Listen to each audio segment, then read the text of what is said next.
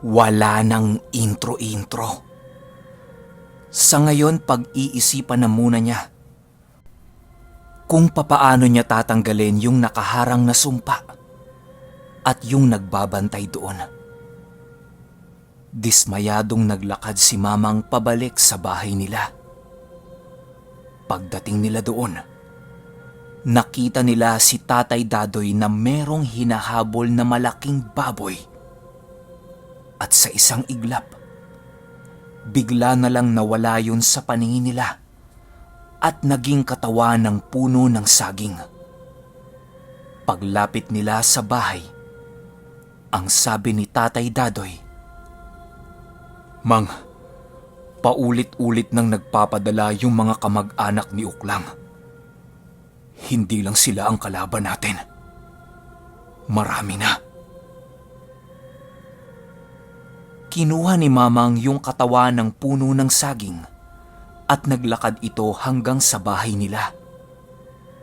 Pagdating doon, kumuha si Mamang ng kutsilyo. Binutasan yung katawan ng puno ng saging at meron siyang ibinaon na bato dito. Utos niya kay Tatay Dadoy, ilubog yon sa mismong tapat ng bahay nila. Sinunod kaagad yon ni Tatay Dadoy. Ilang oras ang lumipas. Nakaupo sila sa isang mahabang lamesa nun. Tahimik silang kumakain. Nang makita ng lola ko na yung lupa kung saan binaon ni Tatay Dadoy yung katawan ng puno ng saging, tumitibok. Ilang segundo lang. Mabilis na nawala yun sa paningin niya.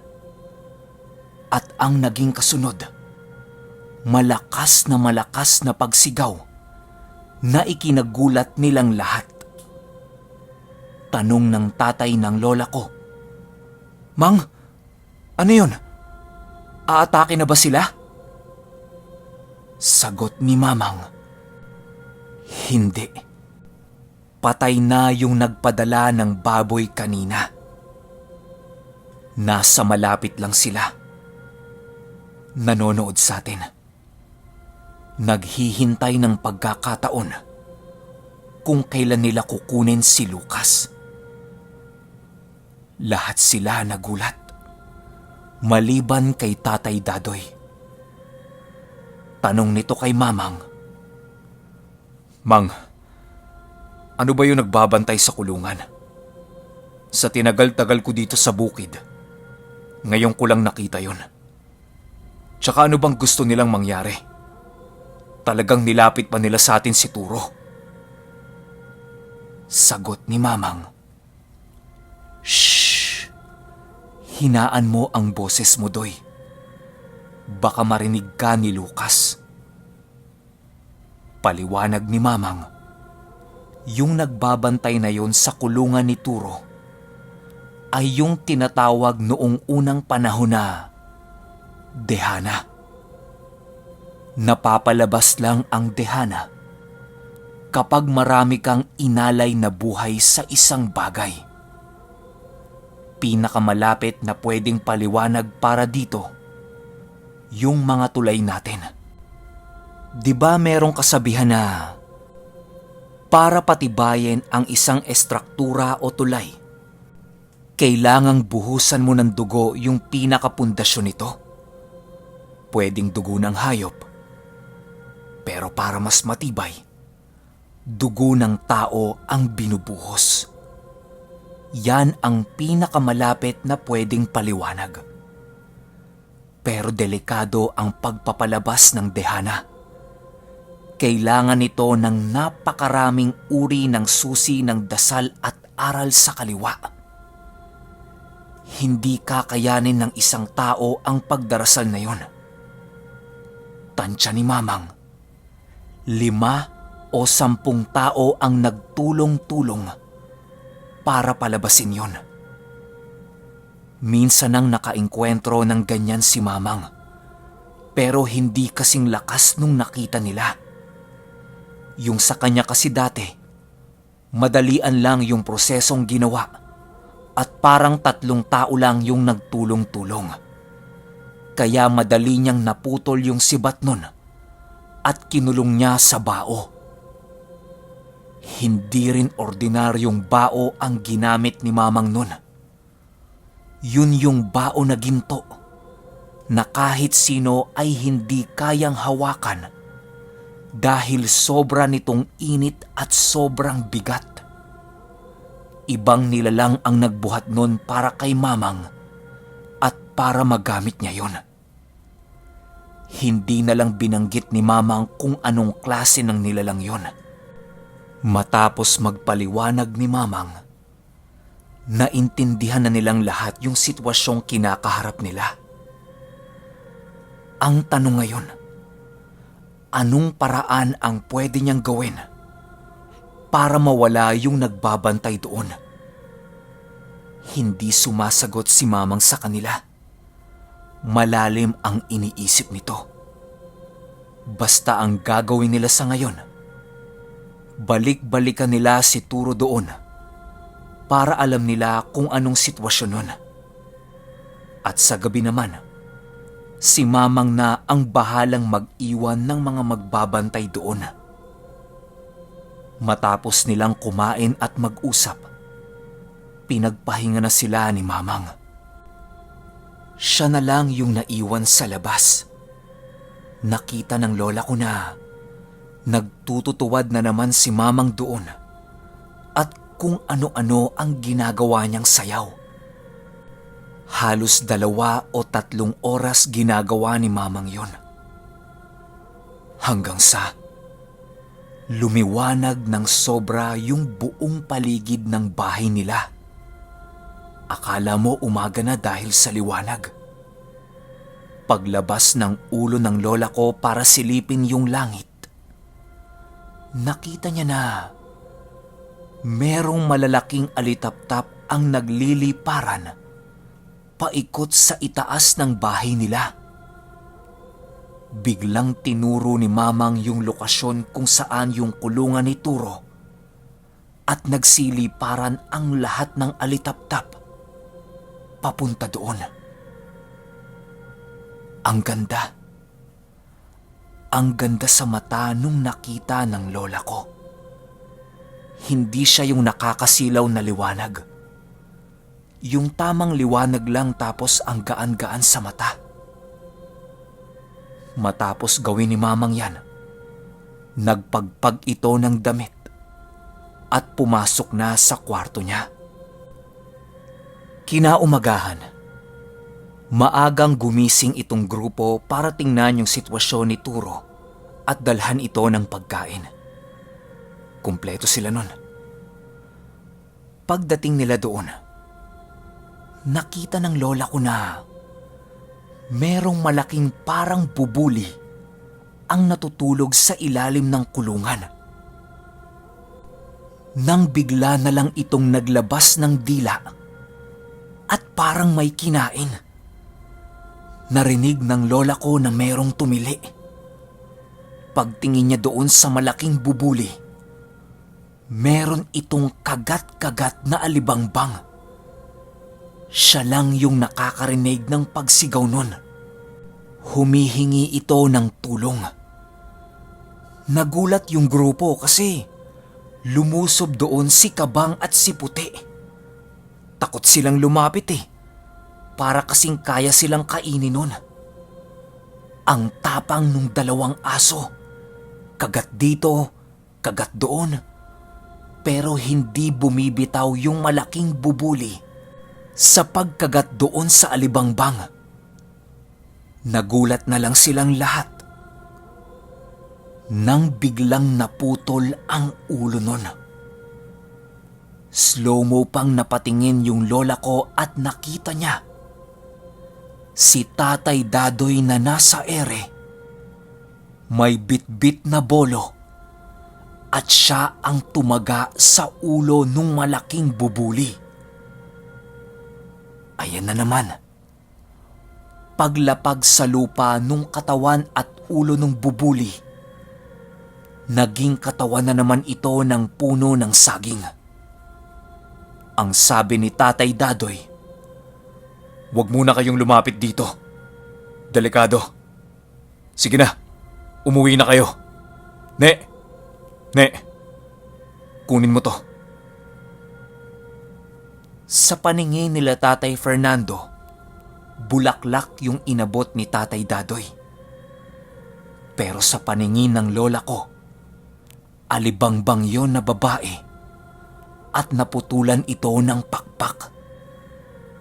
Wala na rin siyang malay, kaya nilagay siya sa damit ng lola ko. Takbo siya kaagad para makauwi ng bahay kasi ipapatingin niya kay mamang yun eh. Pag uwi nila, inabot niya kay mamang yung alibangbang. Medyo nakakaiyak yung reaksyon ni mamang. Kasi halos maluha ito para sa alibangbang eh. Naaawa siya. Ang ginawa niya na lang, inihipan niya yon. Tapos nagising. Meron din siyang ibinulong dito, kaya naging masigla. Ang sabi ni mamang sa lola ko, huwag siyang mag-alala. Ilang araw lang, babalik ang mga pakpak nun at gagaling na siya. Natuwa naman yung lola ko nung narinig niya yon. Dahil walang magawa itong grupo, nakaupo na lang sila sa tapat ng bahay. Hindi nila alam kung saan sila pupunta eh. Nangyayain sila ni Toto Agil at ni Shano na manguha ng dalag, pantat, puyo at saka kamansi. Nung narinig ng grupo yan, aba, atat na atat silang sumang-ayon dito kay Toto Agil. At saka mas maganda yon, may kasama silang matatanda. Hindi sila matatakot kahit malayo pa ang marating nila. Nag-uunahan pa silang nagtatatakbo papunta sa lugar kung saan sila kukuha ng mga nasabing isda, gulay at prutas. Pagdating nila doon, kuha sila agad kasi kailangan nilang bumalik kaagad eh. Nung marami-rami na silang nakuha, nagpaalam yung lola ko at si Tatay Fernando na pupunta sila sa kamansian. Medyo malapit lang naman yun doon at saka maraming parte sa lupa na merong kamansian. Pagdating nila doon, nagtatatapya sila kaagad ng sanga ng puno kasi pipilitin nilang palabasin yung dagtanon. Lalagyan ng konting asukal tapos gagawin nilang bubblegum. Yan kasi yung bubblegum sa probinsya noong araw. Dagta ng kamansi. Baka may mga lumang taong nakikinig sa akin dyan oh. Alam ko makaka-relate kayo sa sinasabi ko. Lalo pa yung mga laki talaga sa probinsya. Medyo matagal lumabas yung dagta ng puno ng kamansi. Kaya matagal din silang naghintay. Nung meron nang lumalabas na sapat na dagta, nagunahan si Tatay Fernando at lola ko para kunin yon. Paghawak ng lola ko doon sa dagta, wala nang asu-asukal. Nirekta niya na yon sa bibig niya at tumakbo na siya pabalik kila Toto Agil. Si Tatay Fernando hinabol siya kasi hindi niya binigyan eh. Pagbalik nila kila Toto Agil, nakatigil ito sa ginagawa nila. Bit-bit yung mga nakuha nilang isda at nakatitig silang lahat sa malayo. Tanong ng lola ko kay Shano, "Nong, bakit? Anong tinitingnan nyo?" Ninuso ni Shano yung isa pang lugar na puro puno din ng kamansi. Nakita nilang may 4 na babaeng nakatayo doon at ilang minuto na palang nakikipagtitigan sa kanila. Kinabahan yung lola ko sa nakita niya. Kaya ang sabi nito, umalis na sila doon. Ang sabi ni Toto Agil, subukan lang nilang lumapit sa atin. Hindi ako magdadalawang isip na tagain yang mga yan. Sabi naman ni Tatay Fernando, ha? Bakit naman, Manong? Baka naman mga napadaan lang yan. Mga taga roon siguro sa kabilang lupa. Ang sabi ni Toto Agil, tingnan mo yung mga kamay. Pagtingin ng lola ko sa kamay ng mga babae, halos lahat ng mga kamay nila may mga itim na likido. Akala mo mga nagbungkal ng burak. Tsaka kahit nasa malayo, kapag humahangin sa gawin nila, naaamoy nila yung kabahuan ng mga yun. Yun nga, literal na amoy burak. Ang sabi nito ni Shano, To, mga aswang yan. Mga abwak tsaka mga asbo. Naglalakad na papalapit sa kanila yung 4 na babae. Habang papalapit ang mga ito, papitik-pitik yung mga ulo nila na para silang kinikiliti. Sila Toto Agil naman, umaatras na dahil sa pinapakitang arte ng mga aswang. Kahit may dala-dala silang itak, kabado pa rin sila. Binunot na ni Toto Agil at ni Shano yung mga dala-dala nilang itak. Nang biglang dumapa yung 2 asbo at bumuelong lulusob ito sa kanila. Sumigaw si Toto Agil ng, takbo! Karipa sila sa pagtakbo nun. Tapos yung mga bitbit nilang isda at kung ano-ano pang gulay, naiwan nila.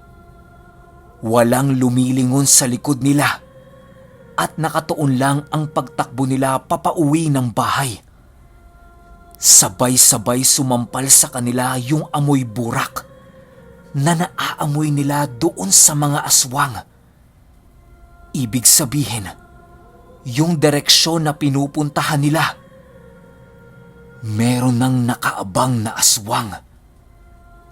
Hindi nga sila nagkamali. Paglabas nila sa mga puno ng kamansi, may nakatayo na doon. Pero iba.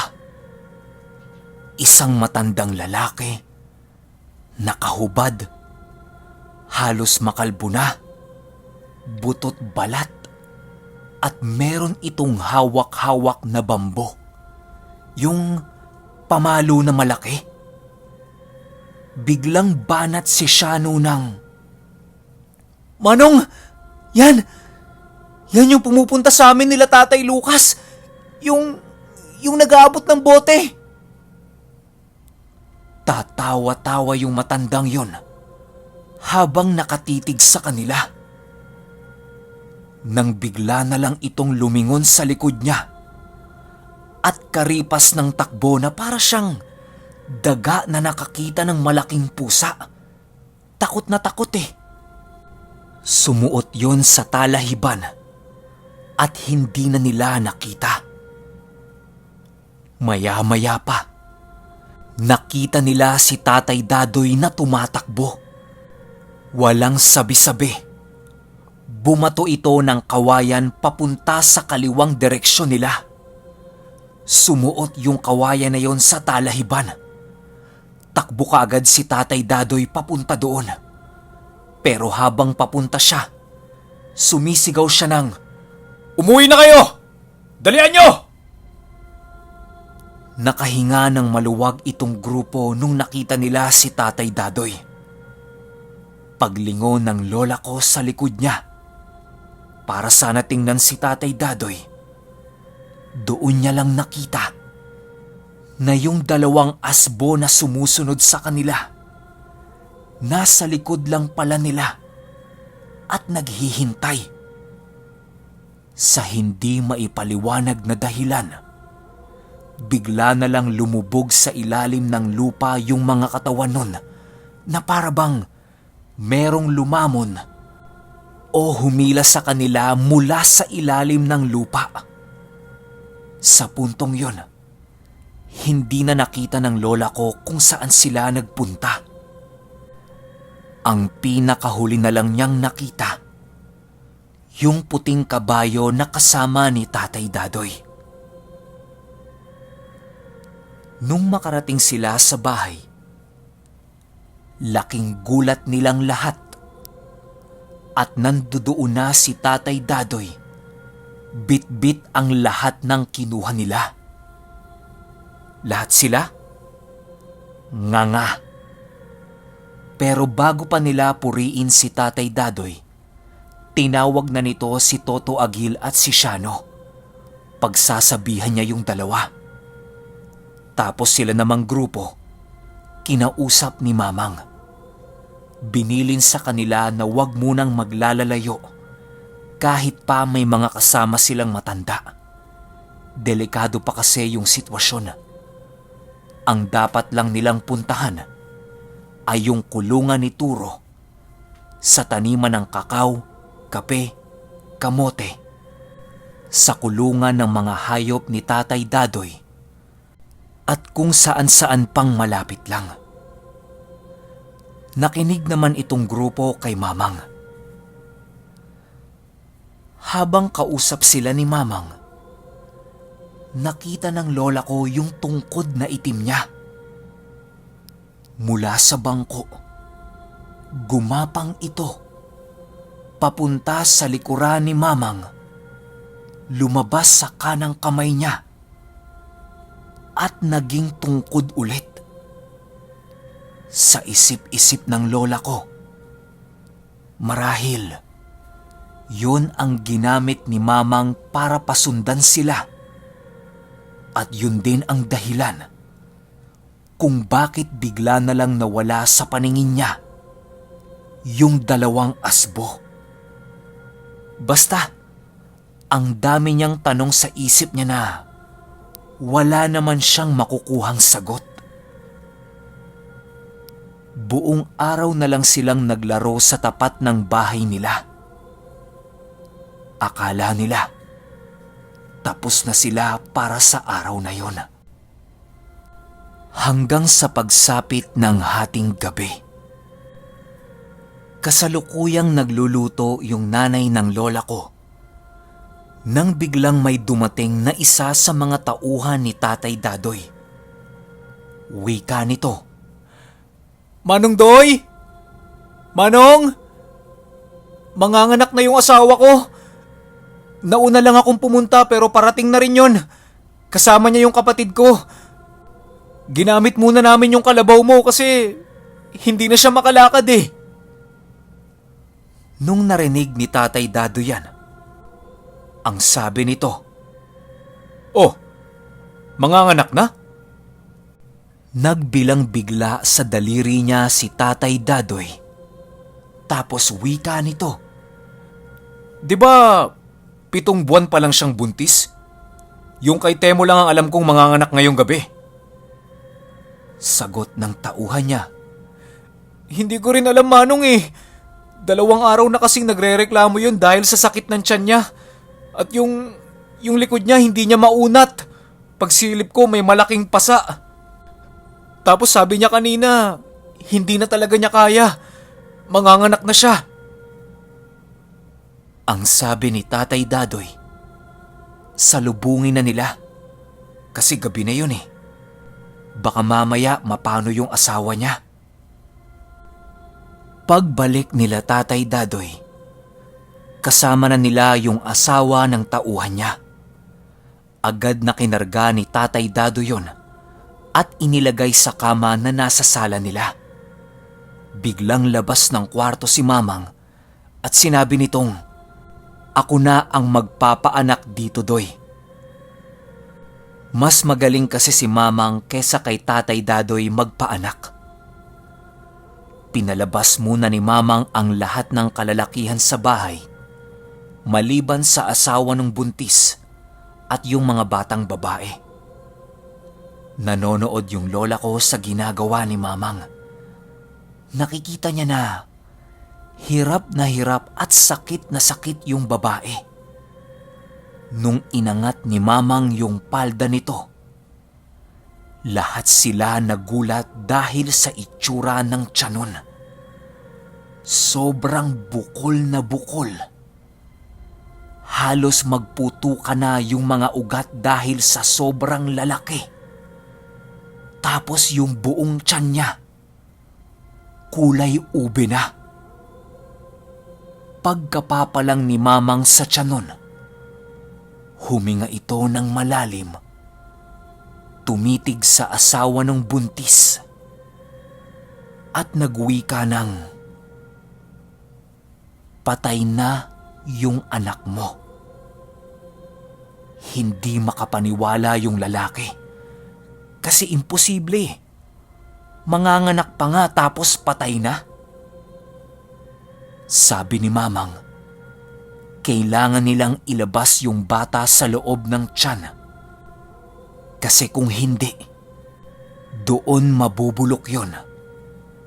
At ilang araw lang, mamamatay din yung asawa niya.